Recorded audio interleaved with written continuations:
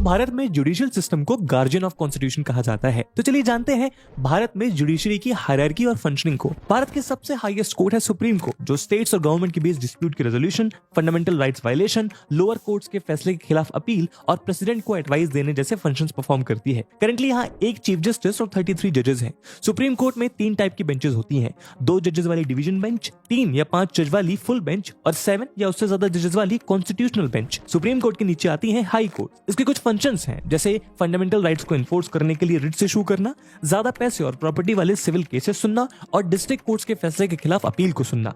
एक स्टेट की high court में एक चीफ जस्टिस और कई दूसरे जजेस होते हैं। इसके बाद आती है डिस्ट्रिक्ट कोर्ट और सेशन कोर्ट। डिस्ट्रिक्ट कोर्ट का फंक्शन है सिविल मैटर से डील करना, जैसे प्रॉपर्टी, ओनरशिप, मैरिज एक्सेट्रा। वहीं सेशन कोर्ट का फंक्शन है क्रिमिनल मैटर से डील करना। इस कोर्ट में हाईएस्ट रैंक है डिस्ट्रिक्ट जज और सेशंस जज, जिसके नीचे एडिशनल सेशंस जज और एडिशनल डिस्ट्रिक्ट जज काम करते हैं। इसके बाद सेशंस कोर्ट में सेशन और एडिशनल सेशन जजेस के नीचे आते हैं मेट्रोपॉलिटन मजिस्ट्रेट या जुडिशियल मजिस्ट्रेट, और इनके नीचे आते हैं मेट्रोपॉलिटन मजिस्ट्रेट फर्स्ट क्लास या जुडिशियल मजिस्ट्रेट सेकंड क्लास। वहीं डिस्ट्रिक्ट कोर्ट में डिस्ट्रिक्ट और एडिशनल डिस्ट्रिक्ट जज के बाद सीनियर सिविल जज, प्रिंसिपल जूनियर सिविल जज और जूनियर सिविल जज आते हैं। तो दोस्तों ये थी कहानी भारत में जुडिशरी की हायरार्की की। अगली वीडियो में आप भारत के कौन से सिस्टम और उसकी हायरार्की को समझना चाहेंगे, कमेंट सेक्शन में जरूर बताइएगा।